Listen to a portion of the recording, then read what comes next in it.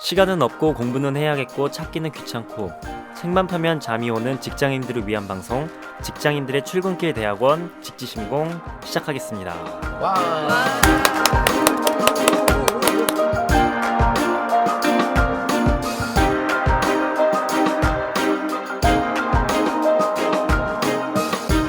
와, 오늘은 신인이 등장했습니다. 네. 네, 오늘 히스토리 두 번째 할 시간인데 지원병이 나타났어요. 소개해 주시죠. 안녕하세요. 저는 쿠퍼의 뉴비인 베키라고 합니다. 환영합니다. 와. 네, 저는 쿠고요.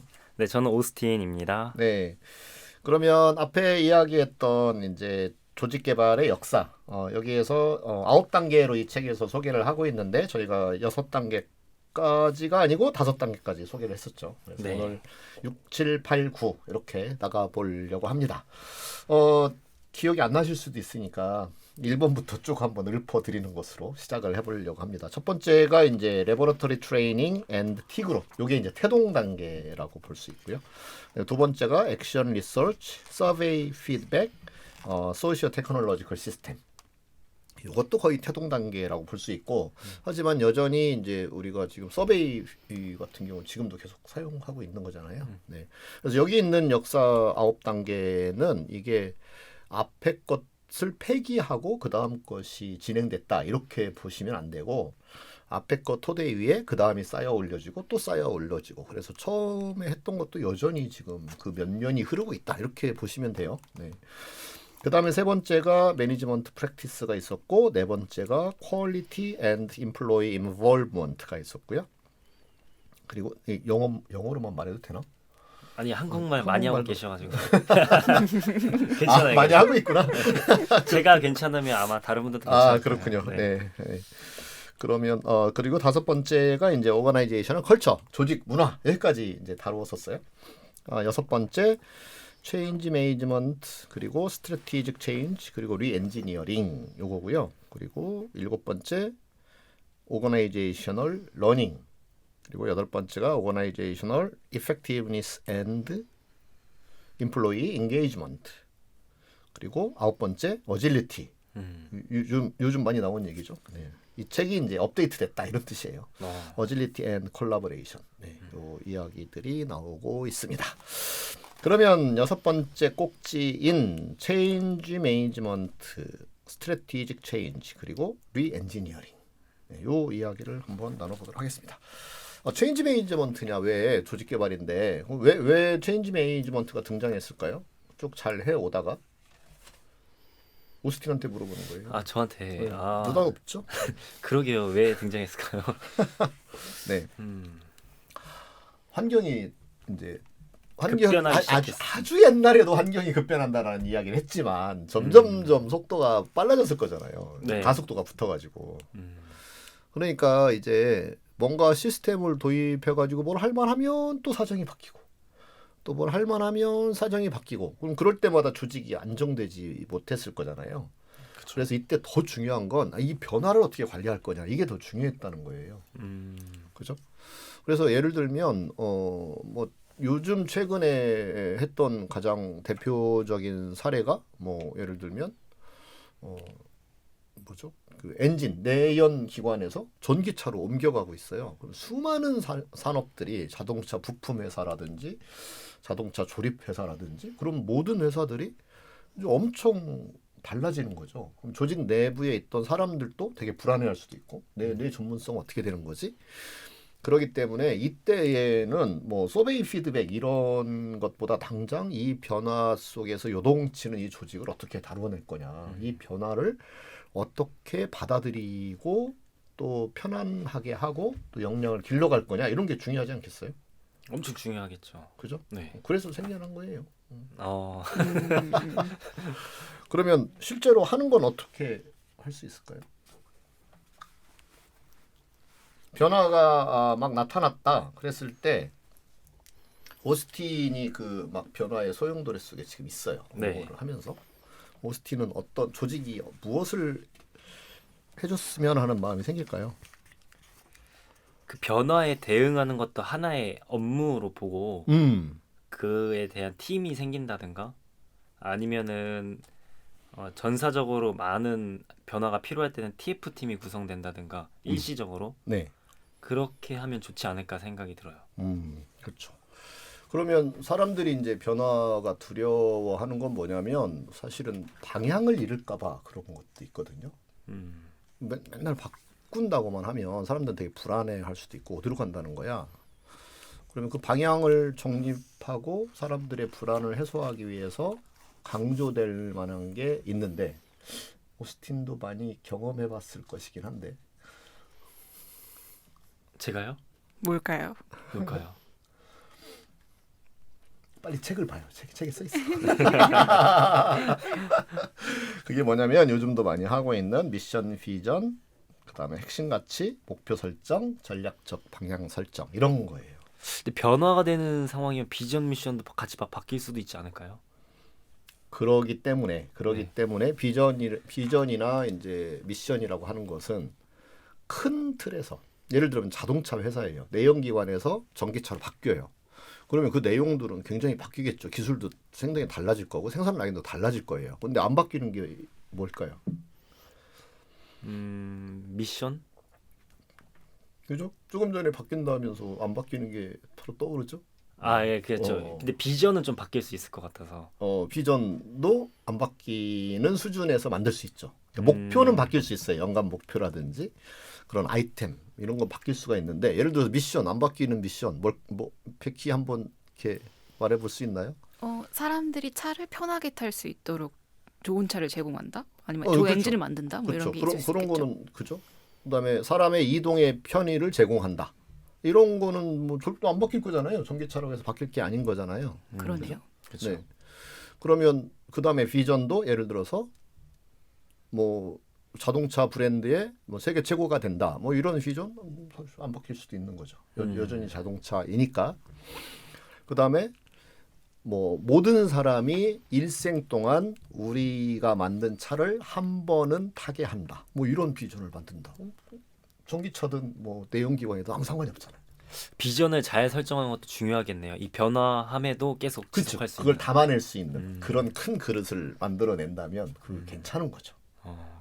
그죠? 그럼 근데 만약에 뭐 개솔린 효율을 높인다.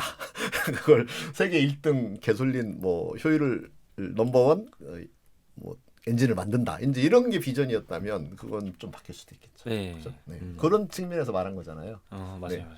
그래서 우리가 이 조직 개발 컨설턴트는 항상 바뀌는 것과 바뀌지 않는 두 가지를 같이 볼 수 있어야 돼요. 같이. 그죠? 네. 좋습니다. 그렇게 해서 이제 변화를 관리해 나갔다. 그래서 우리는 흔들려야 되는데 세상이 바뀌니까 흔들려야 되는데 흔들리면 불안해하고 불안해하면 일이 잘 안 될 테니까 흔들리지 않는 무언가를 제시해 주는 것이 하나의 방법이었다. 그렇게 말씀드릴 수 있겠죠. 그죠? 네. 그리고 오스틴이 이야기했던 이제 그것도 되게 중요한 부분이라고 생각을 해요. 그죠? 아까 뭐라고 얘기했었죠? 어떤 이야기인가요? 그 비전 미션이 바뀔 수도 있다는 얘기인가요? 아니 그 얘기가 아니고 조직이 뭘 해줬으면 TF 좋겠느냐. 팀이나 이런 변화에 대응하는 팀을 만든다 뭐 이런. 변화에 대응하는 팀을 만들고 그리고 변화가 일상적인 것이라는 것에 대한 생각, 마인드 이런 것들을 또 만들게 되고 그다음에 회사가 이런 변화를 잘 극복하도록 도움으로 해서 회사가 계속되는 게 좋을 거잖아요. 회사가 망해가지고 잘리면 안 될 거잖아요, 그죠? 네, 그렇죠. 그런 것들의 이제 커뮤니케이션도 되게 중요하다. 그렇게 말씀드릴 수 있겠죠. 네. 자, 그러면 이제 7번째로 넘어가 볼까요? 네. 7번째는 조직 학습입니다. 아니 학습하는 조직이 열심히 대학까지 공부를 많이 했는데 또 때로는 뭐 석사도 하고 박사도 했는데 아니 또 회사에서 또 학습을 하라고? 네, 이게 뭘까요?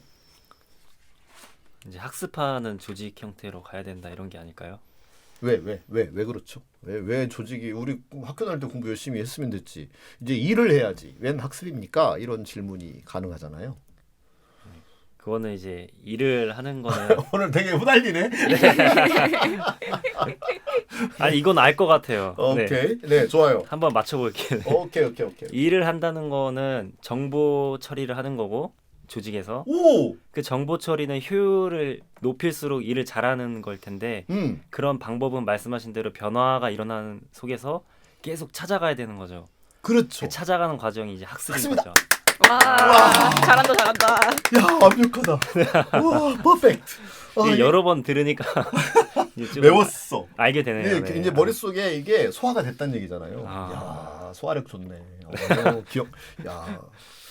되게 인텔리전트네. 네. 1년 반 만에 네, 훌륭합니다. 그런 네. 차원에서 그러니까 우리는 목표가 있고 조직이라고 하는 건 이제 목표를 두고 그걸 실현해 나가기 위해 사람들이 모여 있는 건데 그러면 그 목표를 실현하려면 우리가 어떤 방법과 수단을 써야 되는 거잖아요. 네. 네, 그러면 그 중에 가장 좋은 방법이 뭐지? 가장 효율적인 방법이 뭐지? 이건 학습 과정이다. 이게 찾는 것 자체가 학습의 과정이다. 그렇죠?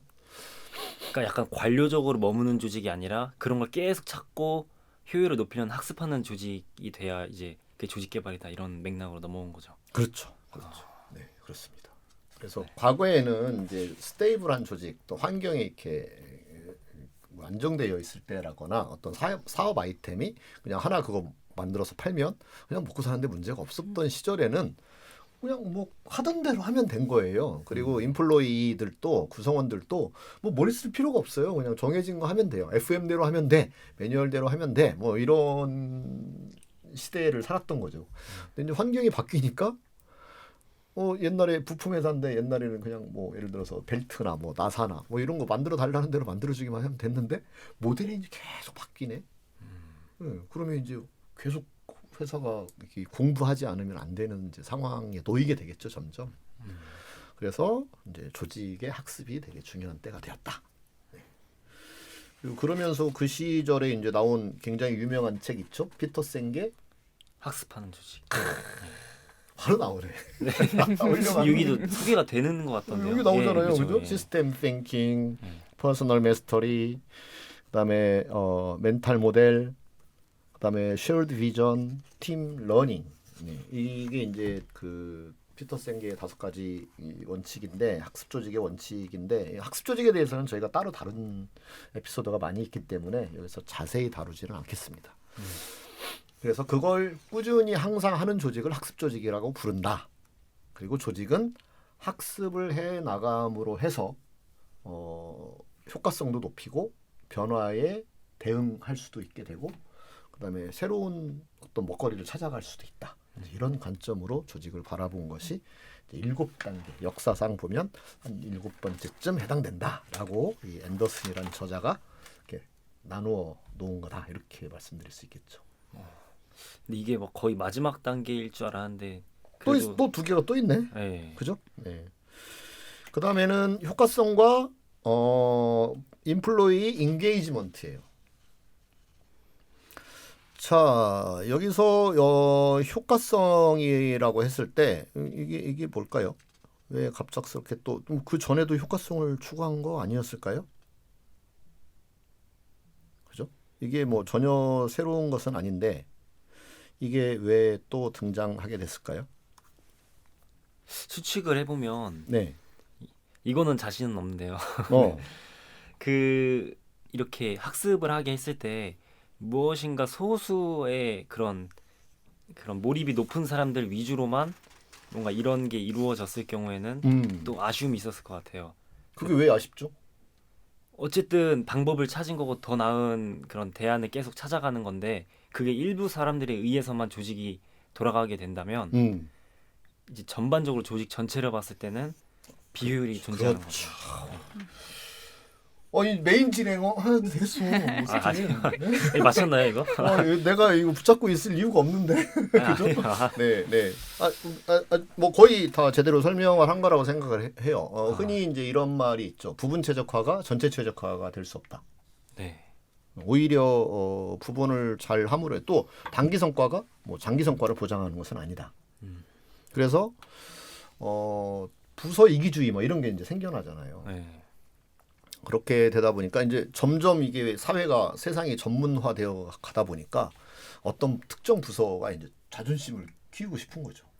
그죠? 그래가지고 다른 사람들 잘 모르니까 자기들 그 끼리만 그 전문 분야끼리만 또는 그 부서끼리만 계속 이제 자신의 최선을 구축을 해나가는 거죠. 근데 이것은 다른 조직에 대하여는 또는 다른 부서에 대해서는 이게 뭔가 이렇게 벽을 만드는 일이 되는 거잖아요. 네. 네, 그래서 잭 웰치가 당시에 바운더리 릴리스라는 굉장히 중요한 키워드를 던졌거든요. 벽 없는 조직을 만들겠다. 그러니까 사람들이 자꾸 벽을 치는 거예요. 자기 전문성의 영역, 또 자기 부서의 어떤 헤게모니 이런 것들을 위해서. 그건 전체 조직의 효과성에는 문제가 된다. 그런 거죠.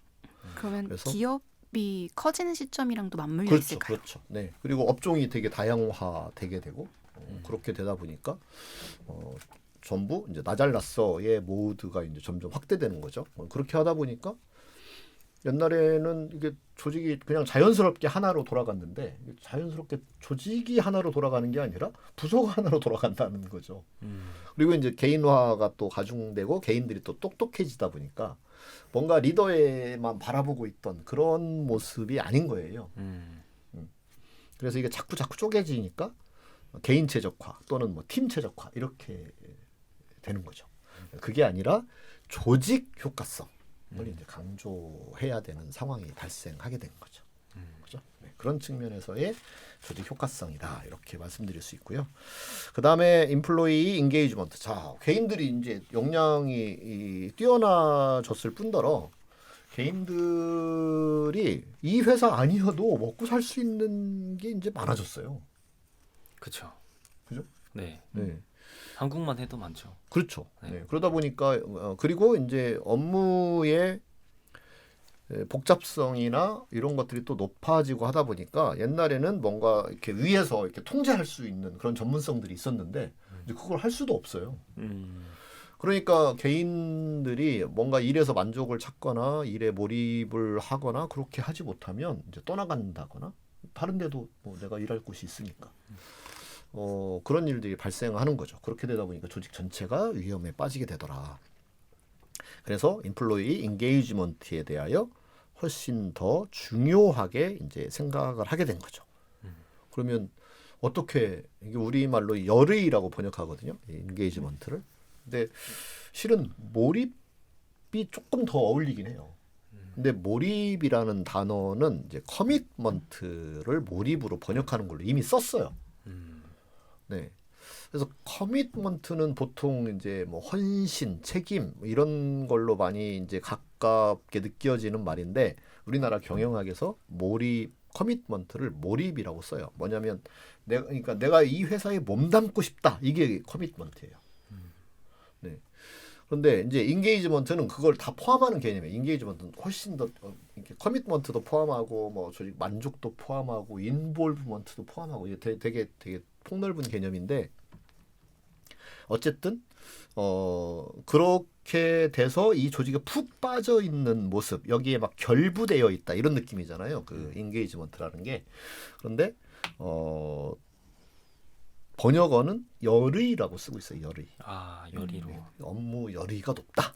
조직에 대한 열의가 높다. 이렇게 이제 하는 말로 쓰고 있어요. 그래서 약간 우리말하고 뉘앙스가 좀 다를 수는 있다. 그렇게 이해를 하시면 되고. 근데 그 열의를 높이려면 이제 어떻게 해야 되냐면 뭐 일이 재밌어야 되기도 하고. 그러니까 인파워 이런 게 되게 더 중요시 되는 거죠. 그다음에 소속감도 있어야 되고. 그다음에 자기 참여, 파티시페이션 이런 게 또 있어야 열의가 생길 거잖아요. 다 위에서 결정해갖고 내려오고 너 이거 시키는 것만 해 이래가지고 열의가 안 생길 거잖아요. 그다음에 일에 대한 의미 이런 것도 느껴야만 열의가 높아질 거잖아요. 그렇죠. 네, 그래서 그런 개개인들이 어떻게 이 업무에 빠져들게 하고 조직에 대하여 빠져들게 할 거냐 이것이 굉장히 중요한 조직 개발의 테마로 등장하게 된 것이 요 단계 여덟 번째 단계다 이렇게 말씀드릴 수 있어요. 그러면 뭐 자연스럽게 제가 이제 또 뭐죠? 악마의 질문을 던질 타임이 된 거 아니겠어요? 아, 몇 번 해보니까 예상이 벌써 가는. 그렇죠? 전 100점입니다. 야 정말 우리 회사 강요된 조직입니다. 100점이 나왔다는 얘기는 아, 1000점 만점이었어요. 아 1000점 만점이었다. 네. 그게 이제 조직 효과성과 인플로이 인게이지먼트 뭐죠? 직원 열의에 관련된 부분이라고 보시면 되고요. 마지막으로는 이제 어질리티. 이건 뭐 최근에 하도 많이 들어가지고요. 그리고 뭐 하나 이렇게 제가 소개를 하자면 이렇게 애자일 조직이라고 제가 또 번역서도 하나 내지 않았어요? 아, 그죠. 네. 파란 색깔. 알고 있어요? 아, 파란 색깔 아니었구나. 그 칸반책이었어요. 네. 저희 예, 7층에도 항상 있고 그 그쵸. 층에도 있죠. 네. 네. 근데 읽어보진 않았다. 제 마음속에도 있어요. 근데 아직 머리로는 안 갔어요. 네. 이제 어질리티. 그러니까 체인지 매니지먼트를 훨씬 더 빠르고 좀 더 다른 방식. 여기 이제 같이 어질리티 앤드 콜라보레이션인데 협업적인 방법으로 변화를 재빠르게 다루어내는 조직. 이게 이제 애자일 조직이에요. 그죠? 그래서 속도가 더 빨라졌으니까 옛날에 체인지대로 하면 되는 거 아니야? 라고 사람들이 방심할 수 있잖아요. 그래서 용어를 하나 더 가지고 오는 거죠. 어질리티야. 아, 더 빠른 변화라는 건 좀 네, 그러니까 속도만을 말하는 건 아니다라고 이야기를 하거든요. 회복력도 되게 중요한 부분이고 속도도 되게 중요한 부분이고 거기에 하나 놓치기 쉬운 게 협업이 늘어났다예요. 어질리티에는 협업이라는 개념을 빼놓으면 안 돼요. 협업이 근데 왜 늘어났을까요? 산업이 복합적으로 그렇지. 진행돼서. 오, 야, 백희. 오, 야. 첫날부터 네. 유출된 것도 아닌데 이렇게 정답을 말해 주시네. 네. 아, 직진행공을 많이 들으셨대요. 아, 오기 전에 많이 들으셨군요. 네, 그렇군요. 아, 근데 직지신공이 채용에 도움이 될 줄은 몰랐어요. 네, 직지신공을 듣고 계신 애청자 여러분께서도 저희 회사에서 컨설턴트나 또는 다른 직무에 관심 있으신 분은 이렇게 많이 이렇게 지원을 해주시기 바랍니다. 네. 지원하는 건 자유입니다. 이거 들어보시고 또 호감이 있으셨으면 그죠? 잘 맞지 않을까 네, 싶긴 하네요. 저희는 많은 훌륭한 컨설턴트를 항상 기대하고 있습니다. 아, 이렇게 또 광고도 중요한 걸 해가지고 자연스러웠어요. 아, 좋다. 정영진을 좀 닮아가는 것 같아요. 정영진 아세요? 신세계 정영진 말씀하시는 건가요? 아, 정영진. 영진. 전 잘 정영진 모르시는군요. 그 선글라스 네. 끼고 방송하시는. 정영진 그 반성하셔야 되겠어요. 오스틴 모르네요. 오스틴이 아니, 굉장히 유튜브 많이 들으시는 분인데. 아 근데 요즘은 유튜브가 너무 많아서 네. 진짜 알 수가 없어요. 2017년 전까지는 해도 3% 하고 있고 예. 이름을 몰랐어요? 예. 그분 네. 선글라스 끼는 분 대본. 그렇지. 네. 네네네. 3% 하고 일당백하고 그 다음에 불금쇼가 뭘로 바뀌었더라? 그 이름이 매불쇼였나요? 매불쇼. 오. 네, 매불쇼. 네. 전 3% 빼고 두 개는 잘 듣습니다. 매불쇼하고 그 뭐죠? 저거는 다 팔로우 계속 하고 있고 두 개 다 계속 듣고 있는 것 같네요. 일당백, 네, 일당백도 하고 듣고 있고. 뭐 또 얘기가 나온 김에 일당백에서 이제 머지않아 그 반영 조직을 다루지 않을까 기대를 해봅니다. 여러분들 댓글 남겨주세요. 네.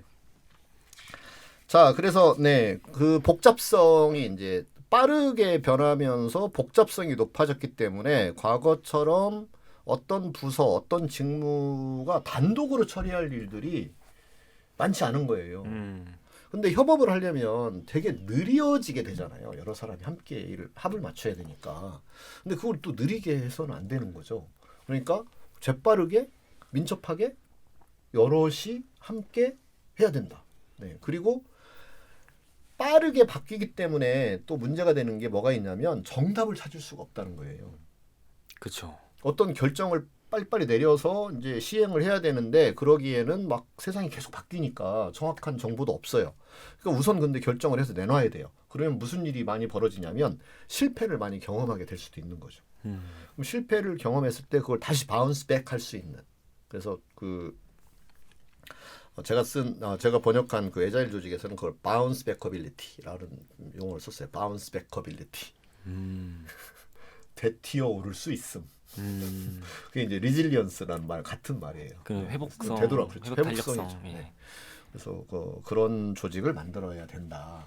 그래서 조직 개발의 목표를 이제 그런 거에다가 그런 걸로 이렇게 초점을 맞추면 좋겠다. 그게 이제 그 마지막 단계에서 이 저자가 이야기하고 있는 내용입니다. 아홉 번째죠. 네, 그래서 이거 앞에 보니까 오스틴이 공부 많이 했네요. 야 메모도 하고, 야 공부 많이 했네. 훌륭합니다. 네. 이 진도를 따라잡을 거예요, 제가. 네, 훌륭합니다. 네. 네, 그렇게 해서 이제 조직 개발에 대해서 이야기를 나누었고요. 요거를 이제 이 9단계를 그 앞에 4개를 그 퍼스트 제너레이션 1세대 조직 개발. 그다음에 이제 조직 문화 이후를 세컨드 제너레이션 OD 이렇게도 또 분류를 했어요. 두 번째 단계. 그래서 이게 이제 어떤 걸로 보면 되냐면 보통 1세대다 또는 뭐 모드 1이다 뭐 이런 말을 쓰기도 하는데 그건 뭐냐면 기존의 어떤 정해진 큰 틀 안에서 방식 안에서 그 방식을 이렇게 좀 더 효율적으로 하는 거. 그런 것이 이제 1세대라고 할 수 있어요. 예를 들어서 오스틴이 이제 출퇴근을 한다. 그러면 지하철을 타고 출퇴근을 한다. 그러면 이제 지하철을 타고 출퇴근을 하는 데 있어서 뭐 몇 번 출구로 가면 제일 좋고 그다음에 이렇게 바꿔 타는 데서는 뭐 몇 번 문에서 이렇게 바꿔 타는 것이 가장 좋고 그다음에 기다리는 시간이 얼마고 그 기다리는 시간은 어떻게 활용하고 이런 것들이 이제 모두 원이에요. 네. 근데 가만히 생각해 보니까 이제 회사에서 급여도 많이 주고 큰일 났네. 그랬더니 이제 내가 승용차를 타고 다녀야 되겠다라고 하는 건 이제 완전히 다른 차원의 이야기잖아요. 그렇죠. 그죠? 네. 그래서 그렇게 이제 조직 개발에 있어서 기존의 방식에서 효율을 높이는 단계가 뭔가 세대 1이었다면 그 다음은 조직을 근본적으로 다시 보기 시작한 것이 이제 2세대 조직 개발이다 이렇게 말씀드릴 수 있어요. 네. 그 가장 큰 차이는 전에는 모든 의사결정과 핵심적인 조직 개발의 내용을 탑 매니지먼트들이 다루어냈다. 그 머리 쓰는 것은 이제 위에서 했다. 근데 이제 제너레이션 2에서는 구성원 전체가 머리 쓰는 조직이 되도록 만든다. 이런 게 이제 차이라고 할 수 있어요. 요즘 오스틴 머리 많이 쓰고 있죠? 예. 머리가 맞아요. 네, 그렇습니다. 네. 네, 그러면 여기까지 조직 챕터 2에서 다루었던 조직 개발의 역사 이렇게 마무리를 지어도 될 것 같습니다. 네, 뭐 마무리니까 소감을 한번 들어볼까요? 네. 네. 오스틴부터. 네. 이 9개 단계를 처음에 봤을 때는 그걸 구분하는 게 좀 모호했거든요. 네.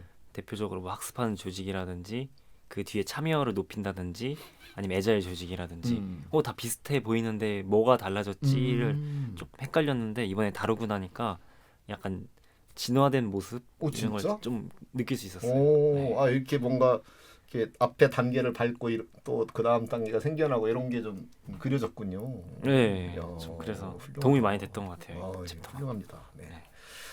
되게 CEO를 되게 기쁘게 하시는군요. 네, 백희는 오늘 처음 등장하셨는데 어떠셨나요? 좀 어리둥절했을 것 같기도 하고. 네, 근데 재밌는 것 같아요. 이게 지금 책에서는 40년대부터 2010년까지 시대에서의 OD의 변화를 다루고 있잖아요. 네. 근데 이 과정 안에서 인간에 대한 이해가 좀 확장되어 왔구나. 그게 OD나 기업에도 적용이 되어 왔구나. 이런 것들을 볼 수 있어서 재밌네요. 역시 쿠퍼는 채용을 참 잘하는 것 같아요. 인간에 대한 이해 이런 말이 툭 튀어나오잖아요. 쿠 본인이 잘하셨다는 이야기. 쿠 마지막으로 보시기에 이제 많이 이렇게 기업들 돌아다니시면서 지금 보니까 한국에는 몇 단계 정도의 기업들이 많다 이런 거 혹시 그 재미난 관찰이 하나 있어요. 뭐냐면 지금 세대가 애자일로 왔잖아요. 왔는데 그 애자일이 이 성립이 되려면 그 앞에 단계가 이렇게 쌓여져서 이루어지는 것이다라고 이야기를 했잖아요. 근데 조직에 그런 게 좀 다져져 있어야 사실은 어질리티를 지금 단계에서 도입했을 때 이게 잘 돌아가는 거예요. 그런데 어질리티를 도입하기에 준비가 덜 된 조직들이 많아요. 예를 들면 아까 모드 원이 위에 탑에서 머리를 쓴다. 이렇게만 지금 되어 있어요. 근데 갑자기 어질리티 하라고? 구성원들은 머리 써본 경험이 없는데. 이런 이제 문제가 한국 조직의 특수한 상황이다. 이렇게 저는 보고 있어요. 그래서 그 밑에 깔려 있는 기본적인 스킬들, 뭐 대화 스킬, 퍼실리테이션 스킬, 그다음에 학습하는 능력, 자신의 생각을 표현하는 능력, 이런 것들이 조직의 기본으로 잘 다져놓는 것과 같이 병행해야 된다. 그냥 어떤 기법을 도입, 요즘 뭐 OKR하니까 OKR 도입, 그다음에 뭐 애자일 하니까 애자일 도입, 이렇게 해서는 뭔가 이렇게 나사가 빠진 채 기계를 돌리는 것과 되게 비슷할 수 있다. 그렇게 말씀드릴 수 있을 것 같습니다. 약간 분위기가 우울해지네. 왜 그죠? 이게 뭔가 맞는 말씀이신 것 같은 게 2010년 초반대만 하더라도 제가 봤을 때 완전 탑다운이 심했던 것 같거든요. 기업들 그렇죠. 저 인턴하거나 막 이럴 때. 네. 근데 그러다 갑자기 어느 순간 다 막 애자일 조직이라고 막 이렇게 하니까 좀 그 괴리가 너무 크지 않았나 중간에. 맞아요. 그렇게 공감이 그런 면이 꽤 있다고 생각을 합니다. 그래서 같이 병행하게 하면 좋겠다. 그게 저의 경험에서 이렇게 정리해 볼 수 있는 저의 견해다. 틀릴 수 있어요. 그냥 저의 생각입니다. 네, 그러면 여기까지 마치도록 하고요. 우리 다음 또 챕터 3에서 여러분 다시 또 만나 뵙도록 하겠습니다. 수고 많으셨습니다. 감사합니다. 청취해주셔서 감사합니다. 감사합니다.